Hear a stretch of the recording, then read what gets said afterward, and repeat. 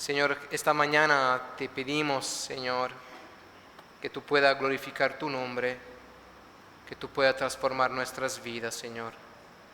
Padre, que el predicador sea olvidado, Padre, y que Cristo, Padre, sea glorificado, Señor. Padre, queremos, Señor, encontrarte, tener un encuentro, Padre, vivo, real contigo, y en el encontrarte, Señor, y contemplarte, Padre, ser transformado, Señor, por la gracia de Dios. En tu nombre santo. Amén. Queremos abrir nuestra Biblia hoy en Marcos capítulo 2. La semana pasada el hermano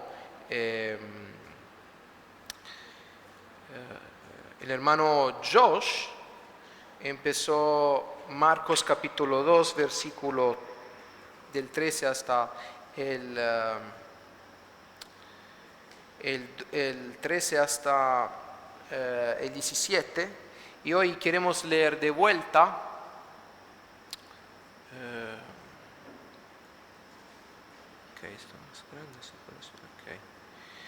Entonces pido a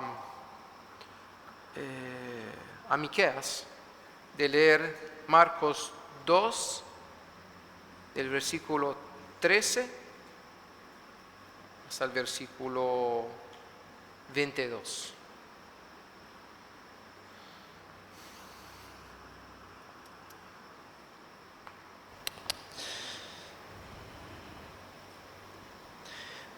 Después volvió a salir al mar y toda la gente venía a él y les enseñaba. Y al pasar vio a Leví, hijo de Alfeo, sentado al banco de los tributos públicos, y le dijo: sígueme. Y levantándose le siguió. Aconteció que estando Jesús a la mesa en casa de él, muchos publicanos y pecadores estaban también a la mesa juntamente con Jesús y sus discípulos, porque había muchos que le habían seguido. Y los escribas y los fariseos, viéndole comer con los publicanos y con los pecadores, dijeron a los discípulos: ¿qué es esto que él come y bebe con los publicanos y pecadores? Y al oír esto Jesús les dijo: los sanos no tienen necesidad de médicos, sino los enfermos. No he venido a llamar a justos, sino a pecadores. Y los discípulos de Juan y los fariseos ayunaban, y vinieron y les dijeron: ¿por qué los discípulos de Juan y los de los fariseos ayunan y tus discípulos no ayunan? Jesús les dijo: ¿acaso pueden los que están de boda ayunar mientras está con ellos el esposo? Entre tanto que tienen consigo el esposo, no pueden ayunar. Pero vendrán días cuando el esposo les será quitado, y entonces en aquellos días ayunarán. Nadie pone remiendo de paño nuevo en vestido viejo. De otra manera, el mismo remiendo nuevo tira de lo viejo y se hace peor la rotura. Y nadie echa vino nuevo en odres viejos. De otra manera, el vino nuevo rompe los odres, y el vino se derrama y los odres se pierden. Pero el vino nuevo en odres nuevos se ha de echar. Gracias, hermano. Para comprender el texto, mis hermanos, necesitamos comprender el contexto. Asistimos en ese texto a un conflicto. Quizás puedes bajar un poco el audio. Entre los fariseos y Jesús. En los versículos anteriores, de hecho, Jesús llamó a Leví, el recaudador de impuestos, para que formara parte de los discípulos de Cristo. ¿Okay? Y como bien saben, los recaudadores de impuestos eran despreciados en Israel. Le consideraban como traidores. Esto enfureció a la casta religiosa. Al versículo 15 dice: aconteció que estando Jesús a la mesa en casa de él, muchos publicanos y pecadores estaban también a la mesa, juntamente con Jesús y sus discípulos, porque había muchos que le habían seguido. Ahora quiero que pueda imaginarme esa escena. ¿Okay? Levi está dejando su dueño, Roma, el imperio romano, y está ahora celebrando, preparando un gran banquete en honor de su nuevo Señor, Jesús. Y a este banquete invitó a todos sus amigos. La pregunta es: ¿quién eran los amigos de Levi? los peores de la ciudad. Imagínense, llegaron ladrones, usureros, mercantes, los peores de la ciudad. Todos transgresores de la ley moral y ceremonial. Por eso le llamaban pecadores, publicanos y pecadores, porque eran transgresores de la ley moral y ceremonial. Me imagino en esta mesa, yo estoy convencido que se respiraba un ambiente, una atmósfera de paz, de alegría, de celebración. Esa gente quizá este día experimentó por primera vez el amor. Fue acogida a la mesa de un rabbi. Me imagino a alguien, uno de estos ladrones, entrar en la casa de Levi. Levi, ¿puedo yo también? Claro, entra. Y pedirle a Jesús, ¿puedo sentarme yo también a tu mesa? Y Jesús contestarle, sí, claro, amigo, vení, siéntate, hay un lugar también para vos. Siéntate, quiero contarte una hermosa historia, una buena noticia. Cristo rompe todos los esquemas sociales, culturales, tradicionales de la época. Y también hiere la sensibilidad de los fariseos. Llama gente despreciada, marginadas, a formar parte de su escuela de discipulado. Ese maestro era un maestro muy especial. No solo predicaba en el templo, en las sinagogas, también lo vemos predicar a la orilla del mar, en los barcos, en las montañas. Algo que nunca pasó antes en Israel. Y entonces los fariseos, con su espíritu crítico, juzgador, se acercaron a los discípulos y le dijeron en el versículo 16: ¿qué es esto? Que Él, Cristo, come y bebe con los publicanos y pecadores.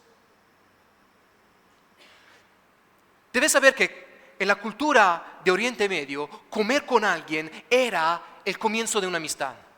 Significaba ser amigos, empezar una relación. De Cristo los fariseos decían: es un glotón y un borracho, amigo de los publicanos y los pecadores. Estaba enojado con Cristo. ¿Cómo puede ser que un maestro de la ley, un rabbi, come, bebe con los publicanos? Y mientras Jesús estaba banqueteando con sus amigos, los fariseos llegaron a la puerta de la casa de Leví. Queremos hablar con el maestro. Imagínate esa escena. Quizá esos hombres llevaban ayunando desde la noche anterior. Eran horas que no estaban comiendo nada. Yo me imagino también, porque era una tradición ayunar el día, quizás si era o no era el día de la expiación, pero sí o sí querían mostrar que estaban ayunando, con una cara triste, al luto. Y entonces entraron con un rostro triste. Imagino sus estómagos rugiendo, tenían hambre y sus corazones llenos de orgullo, de justicia propia contra Cristo. Y mientras en la casa de Leví había música, bailes, vino, alegría. ¿Cómo puede ser? Nosotros somos los justos que estamos ayunando. Mira a esta gente, ¿qué está haciendo?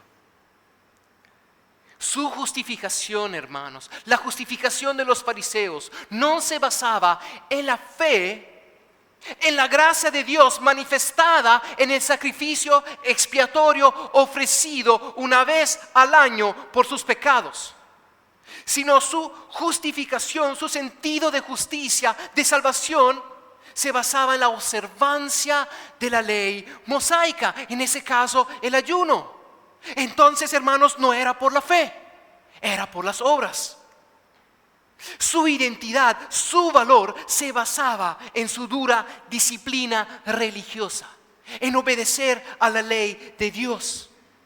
Y Cristo tiene un conflicto con toda esta doctrina, con este diferente evangelio. Y entonces, sobre una justicia autogenerada por medio de la observancia en la ley mosaica, esta gente juzgaba a Cristo y a sus discípulos. Y al versículo 18 le dijeron: ¿por qué los discípulos de Juan y los de los fariseos ayunan y tus discípulos no ayunan? Los tuyos no. Están equivocados. Eso no es correcto. Debería ayunar también. Eran exclusivistas. Si son buenos, si son santos, si son justos, tienen que hacer lo que nosotros hacemos. Pero ¿qué pensaba Jesús del ayuno practicado por los fariseos? Mateo 6 dice que cuando ayunen, no pongan cara triste como los hipócritas, que se desfiguran el rostro para que los hombres vean que ayunan. En verdad les digo que ya tienen su recompensa. Así Cristo le respondió al versículo 19: ¿acaso pueden los que están de bodas ayudar mientras están con ellos el esposo? Entre tanto que tienen consigo el esposo, no pueden ayunar. Pero vendrán días cuando el esposo les hará quitado, y entonces en aquellos días ayunarán. Hermanos, Jesús está citando un capítulo de la palabra de Dios, Isaías 54, donde describe a Dios como el esposo de Israel. Jesús estaba afirmando su divinidad. Se refiere a sí mismo como el esposo. El esposo está diciendo: está aquí con ustedes. La fiesta ha comenzado.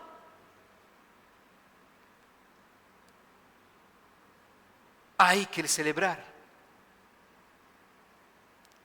Ya no hay necesidad de ayunar, porque el Cordero sustituto está aquí entre ustedes para quitar el pecado para siempre.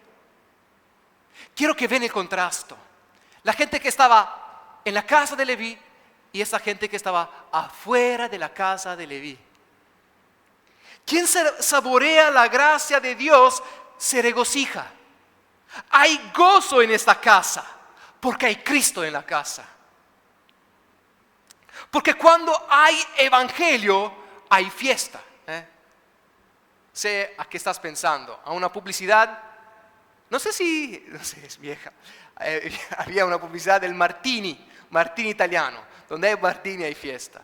Donde hay el evangelio, hay fiesta. Y la gente que se quedó afuera de la casa de Leví eran tristes, alutos. Y mira, hermanos, ¿cuántos de nosotros se encontraron en una situación muy difícil cuando hay fiesta en Paraguay? Cuando el vecino está bailando y quiere la música alta. También mis padres que experimentaron esto. Cuando hay fiesta en Paraguay, hay fiesta en Paraguay. Hay la música y nada puede parar la fiesta. Los amigos del novio bailan, permanecen despiertos toda la noche, pero luego están los que quieren seguir durmiendo. Durmiendo en sus tradiciones, durmiendo en un evangelio hecho a forma de nosotros, de hombre. Un evangelio cómodo, un evangelio llenos de tradiciones. Y son los que a menudo se enfadan y quieren apagar esa música de redención. Esta gente decía, ¿por qué hay esta música? Hay que apagarla. No queremos escuchar la música de redención de Cristo. No queremos este reino. Y muchas veces, hermanos, no somos los publicanos y pecadores sentados con Cristo en la mesa. Somos los fariseos que quieren apagar la música de Cristo. Esa música de redención. El evangelio de los fariseos es un evangelio que no necesita Cristo, porque depende de sus propios esfuerzos y tradiciones.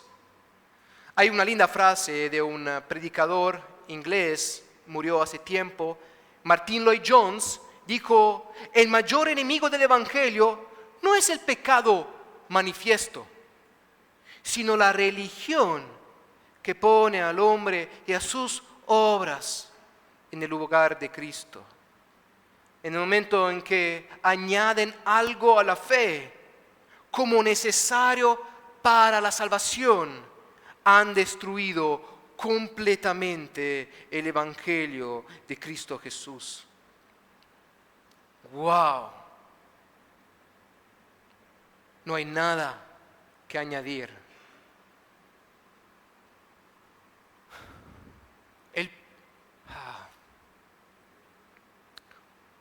Uno de los ataques más peligrosos al evangelio de Cristo Jesús hoy en día no es el pecado manifiesto. Es esta silenciosa religiosidad. Ese legalismo que nace en nuestros corazones, que está quitando el poder al evangelio mismo. Jesús está diciendo: queridos amigos fariseos, no detendrán la alegría, no interrumpirán los bailes, porque el novio ha llegado y sus amigos están de fiesta. Ustedes mismos deberían bailar, cantar, regocijarse, comer, porque el reino de Dios ha llegado. Pero ¿por qué los fariseos no se alegraban? ¿Por qué los fariseos no tenían el novio? Simplemente esto. Porque no estaban saboreando la gracia de Dios.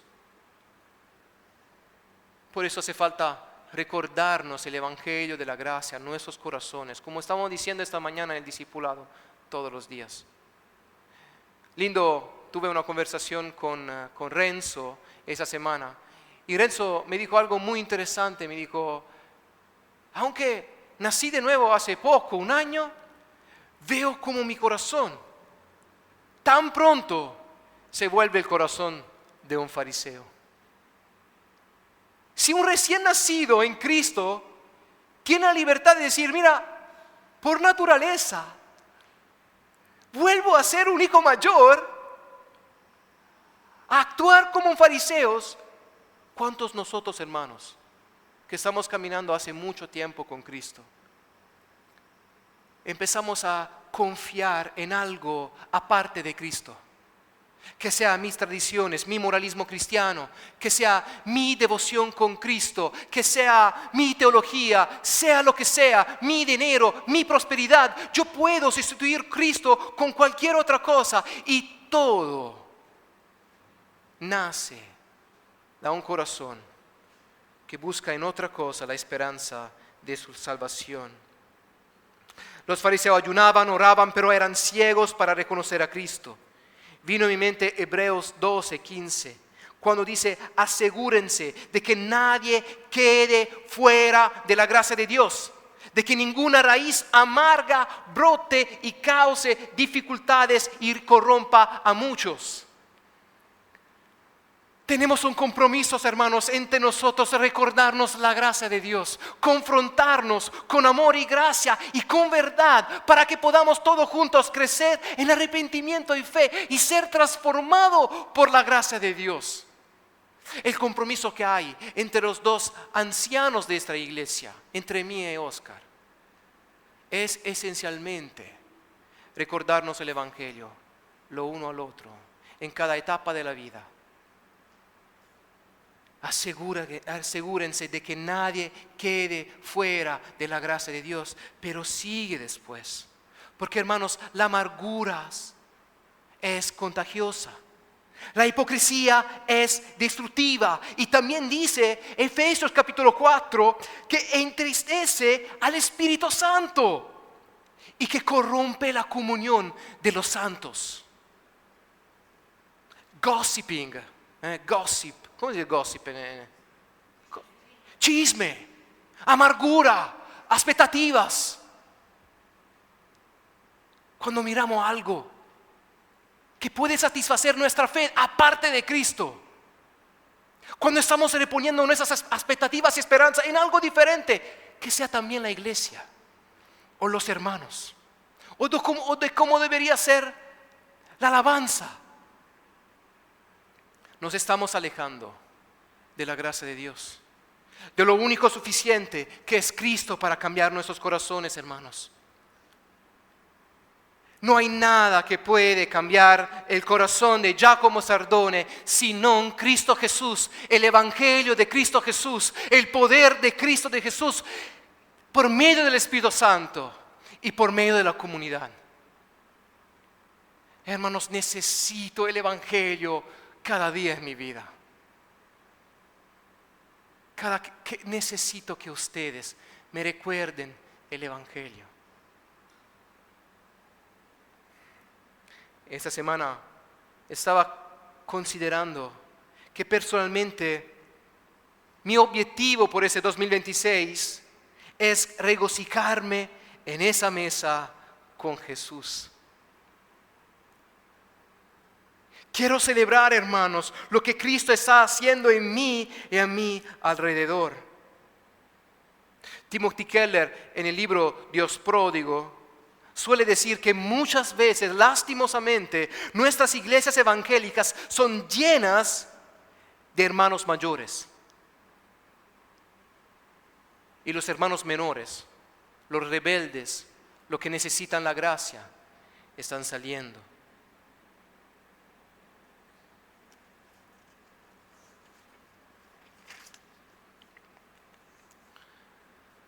Cuando comparto una predicación en mi ministerio, estoy compartiendo también mi vida. Y me encanta compartir lo más profundo de mi corazón. Y en estos días estabas pensando en la palabra de Pablo en los Gálatas. Y el Señor me estaba confrontando diciéndome: Giacomo, ¿dónde está aquella alegría que experimentaba? ¿Dónde está tu alegría? ¿Qué pasó de tu alegría? ¿Qué pasó de tu exultanza? Había un cartel en una casa donde nos quedamos en los Estados Unidos y estaba diciendo: elijo hoy regocijarme. Sabes, hermanos, como pastor, lo que me pasó en Italia también me pasó en Paraguay. Es que a veces mi gozo se apaga cuando estoy escuchando demasiado en serio las expectativas, las críticas, los juicios de los hermanos de la iglesia. Cuando estoy creyendo a la mentira que si tendría esto sería realmente feliz, y me cargo de las expectativas de los hermanos y de sus corazones incrédulos, y de mi corazón incrédulo que dice: si sería mejor, si sería más preparado, si la iglesia sería más espirituales, si tendría más líderes en la iglesia, entonces sería realmente feliz. La semana pasada, escuchando una de estas expectativas, me quedé triste en la semana. Y después el Señor me confrontó con esas palabras de Gálatas: Giacomo, ¿qué pasó de tu alegría? Tu alegría está en la cruz. Tu alegría está en el sacrificio de Cristo. No hay gozo aparte del sacrificio sustitutivo, expiatorio de Cristo por cada uno de nosotros. Elige el gozo Elige regocijarte en Cristo. Y cuando tu corazón mentiroso te dice, si tendrías esto, sería realmente feliz. Predica el Evangelio a tu corazón, porque lo que realmente necesitamos es Cristo. No más dinero, no más amigos. Lo que necesitamos es Cristo. Marcos capítulo versículo 22 dice, y nadie eche vino nuevo en odres viejo. De otra manera, el vino nuevo rompe los odres y el vino se derrama y los odres se pierden. Pero el vino nuevo en odres nuevos se ha de echar.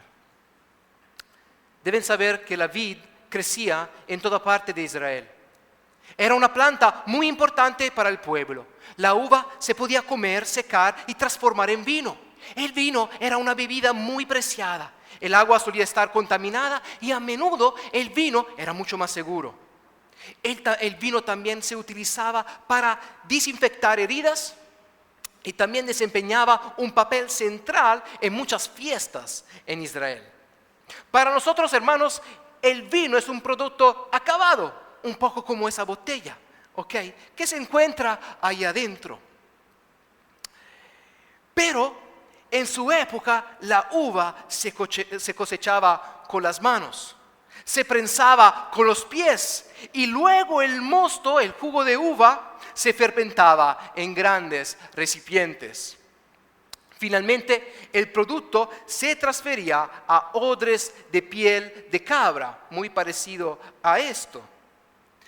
Y deben saber, hermanos, que el mosto tiene una alta concentración de azúcar, la cual transforma el alcohol, que se transforma el azúcar en alcohol, gracias a la fermentación provocada por las levaduras.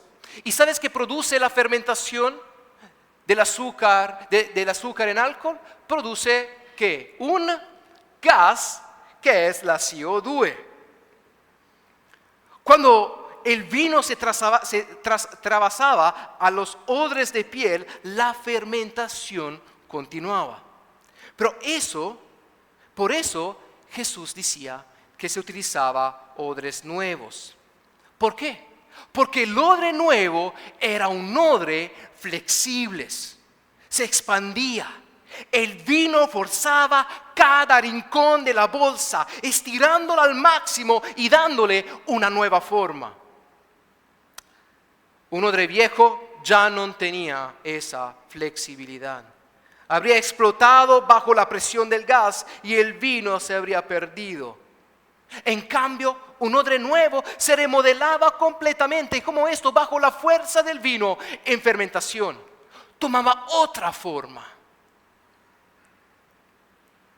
El Evangelio es como este vino nuevo, vivo, en fermentación, que nos cambia desde adentro y remodela nuestras vidas de acuerdo con la vida de Cristo. Es el Evangelio, por el poder del Espíritu Santo, que define nuestras vidas. Jesús está diciendo que el Evangelio no se puede contener en odres viejos, hechos de legalismo, religiosidad y moralismo. Necesita espacio para remodelar toda nuestra vida. La vida de Cristo en nosotros, hermanos, fermenta, produce nuevas aspiraciones, nueva cultura, una nueva cosmovisión, una nueva agenda. Si intentamos, hermano, poner el Evangelio de Cristo Jesús en una antigua forma de vivir, de pensar, de ver el mundo, los odres se romperán y el vino se perderá. El hermano Enrique esta mañana citó Romanos 1:16, el Evangelio es el poder de Dios. Y entonces no tenemos que ponerles límites al Evangelio en nuestras vidas.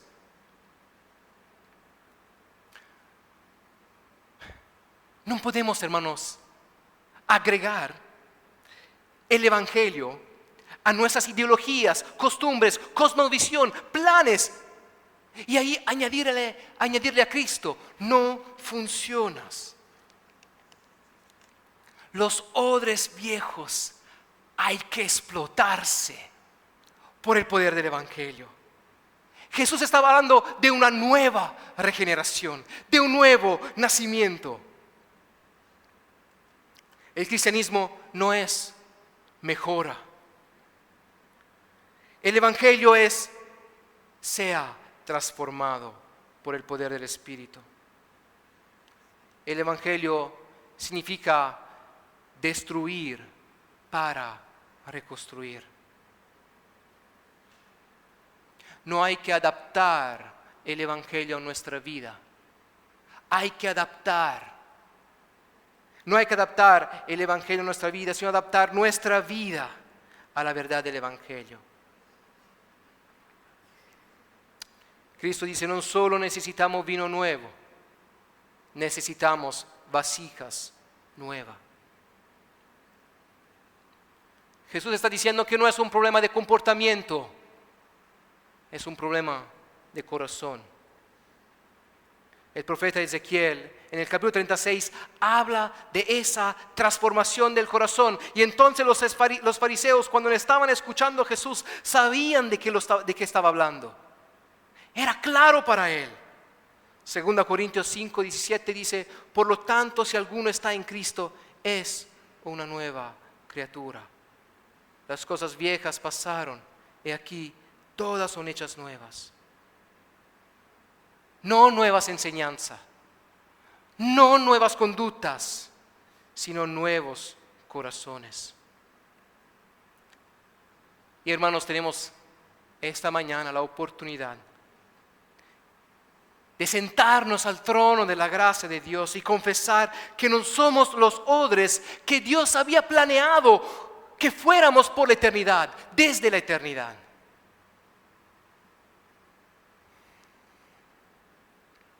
Y por fe recibir por gracia vino nuevo en odres nuevos.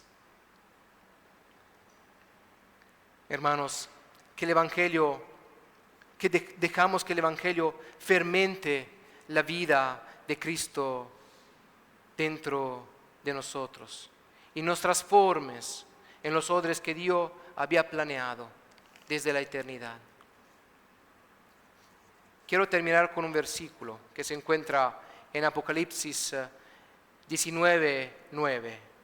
Dice: bienaventurados los que son invitados a la cena de las bodas del Cordero. Hermanos, hoy nos regocijamos porque somos la esposa del Señor. Pero también ayunamos porque esperamos el día en que lo veremos cara a cara. Dice Cristo que ese día beberemos con Él vino nuevo, vino nuevo.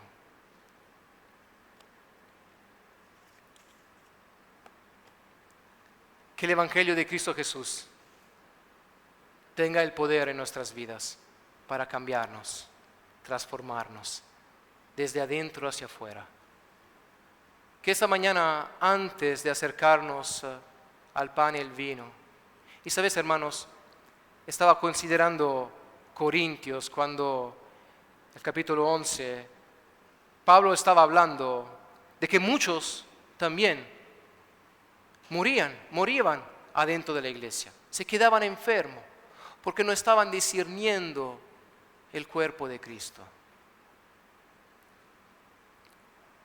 Aunque en nuestra sociedad a veces esas palabras son fuertes y a veces no le queremos escuchar, pero Pablo decía que a veces no discernimos el cuerpo de Cristo.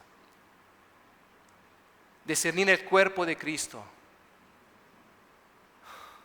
significa, hermanos, no difundir amargura. Significa arrepentirnos. Si esta mañana en nuestros corazones hay corazones amargos que están criticando el mundo, los miembros de nuestra familia, la iglesia, nuestras vidas. Y acercarnos a Cristo y acercarnos al pan y el vino, discerniendo lo que Cristo nos está pidiendo, ser lleno del Espíritu Santo. Confesar los pecados lo uno con lo otro. Hay una linda tradición en nuestra misión que los misioneros cuando se encuentran ponen a alguien en el medio del salón. Y este misionero empieza a confesar públicamente sus pecados. Crudo. Confesando sus pecados uno a otros para que sean sanados. Y después toda la misión ora para el arrepentimiento, por la fe y por la restauración de este hermano. Qué lindo sería que tendríamos también nosotros esta libertad de confesar nuestros pecados, lo uno al otro, para que podamos tener realmente comunión entre nosotros como cuerpo, como familia,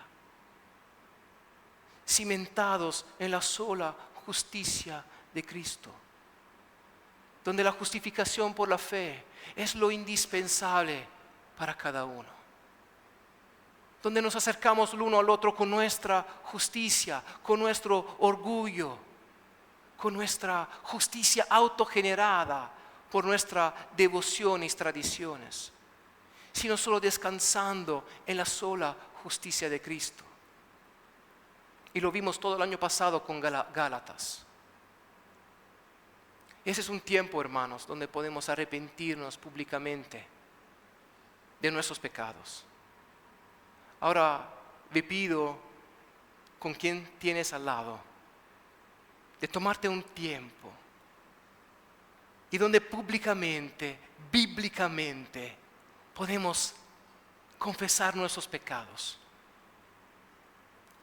¿Dónde pusiste tu confianza esta semana?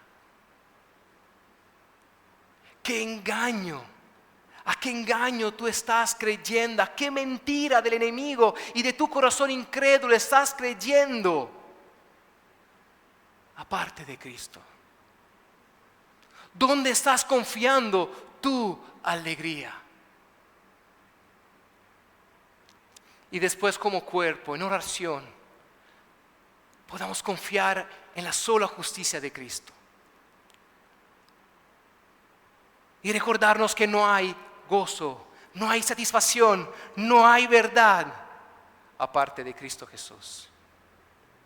Tomamos este tiempo de oración con los hermanos que tenemos a nuestro lado. Y después así nos preparamos a ese lindo momento de la cena del Señor.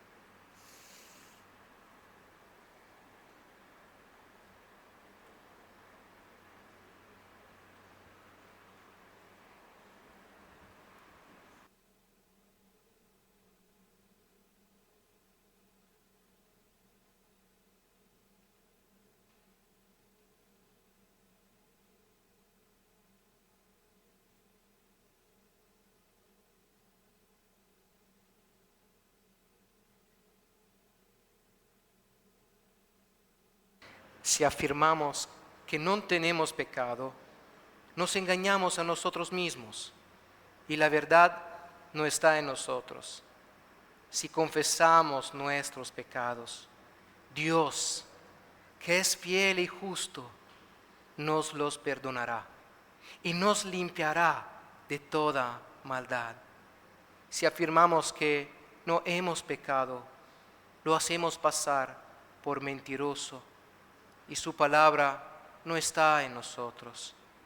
Mis queridos hijos, escribo esas cosas para que no pequen, pero si alguno peca, tenemos ante el Padre a un intercesor, a Jesucristo el justo, el sacrificio por el perdón de nuestros pecados, y no solo por los nuestros, sino por los de todo el mundo.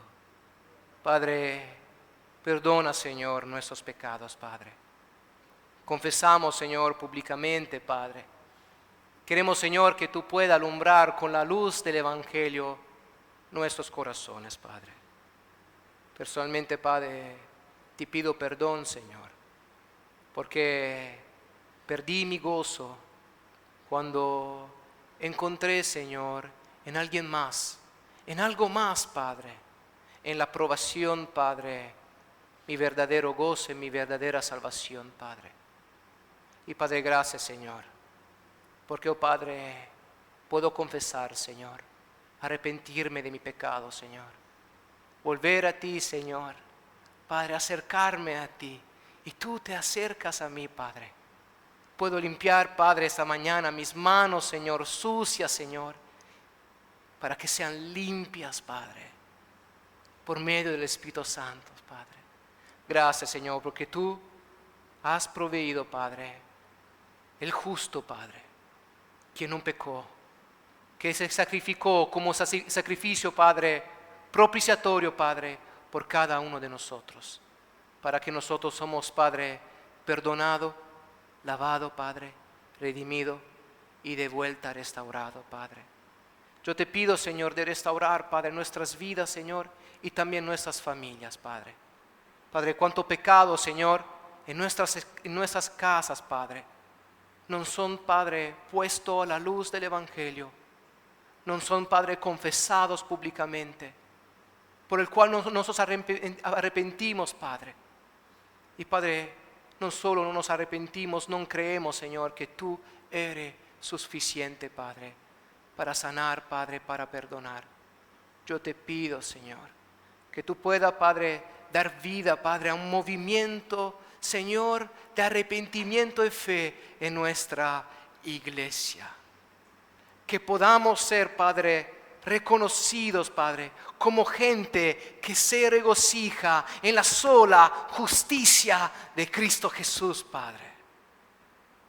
Oh, Padre, queremos, Padre, hoy como pueblo tuyo, Señor, elegir, Padre, el gozo, Padre, el gozo de Cristo Jesús. En tu nombre santo. Amén.